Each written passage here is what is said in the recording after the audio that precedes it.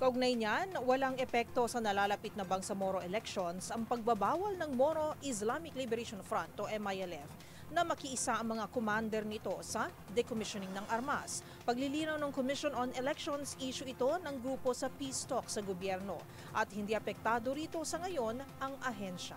Tinutukan yan ni Dustin Bayog. Wala pang nakikitang epekto ang Commission on Elections o COMELEC sa pagbabawal ng Moro Islamic Liberation Front o MILF sa mga commander nito na sumali sa decommissioning at sa nalalapit na Bangsamoro Autonomous Region in Muslim Mindanao o BARM elections sa Oktubre. Ito ang sinabi ni COMELEC Chairman George Garcia sa panayam nito sa DZRH, base na rin daw sa mga ulat na kanilang natanggap mula sa PNP at AFP.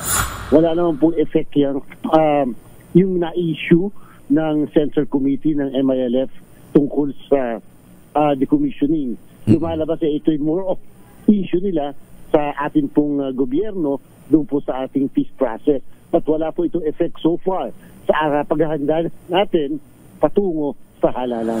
Mababatid sa inilabas na memorandum ng chairman ng Front Central Committee ng MILF na si Alhaj Murad Ibrahim na ipinagbawal nito mga front at base commander at iba pang pinuno na lumahok sa ika-4 at huling phase ng decommissioning o pag-disarm ng mga armas nito sa national government. Kasunod dito ng resolusyon na nauna nagsuspinde sa decommissioning sa natitirang 14,000 na combatants at higit 2,000 armas noong July 19 dahil umano sa hindi pagtaliman ng pamalaan sa normalization process alinsunod sa 2014 Comprehensive Agreement on the Bangsamoro. Samantala, ayon naman kay Chairman Garcia na matiwasay ang sitwasyon sa rehiyon kasabay na pagsisimula ng election period, gayon din ang gun ban at pagkakaroon ng checkpoints. Dumalo si Chairman Garcia kahapon sa Cotabato para sa sinagawang voters education patungkol sa parliament election na gaganapin sa 13 ng Oktubre. Nakipagpulong din ito sa 7 political parties at tinalakay ang ilang isyu katulad ng distribution ng seats ng Sulu na hindi na bahagi ng BARM at ang pagkakaroon ng none of the above sa election ballot. At saka talaga mabigat dahil nga po magkakagulo kapag hindi po natin na-resolve yung issue na yan. At maganda naman, ang ganda po ng talakayan kahapon sa 7 political parties at mga iba pang miyembro ng parlamento kahapon na present sa ating briefing, diskusyon.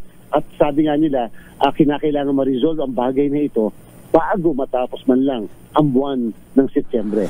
Para sa MBC TV Network News, ito si Dustin Bayog ng DZRH TV. Una sa Pilipinas, una sa Pilipino.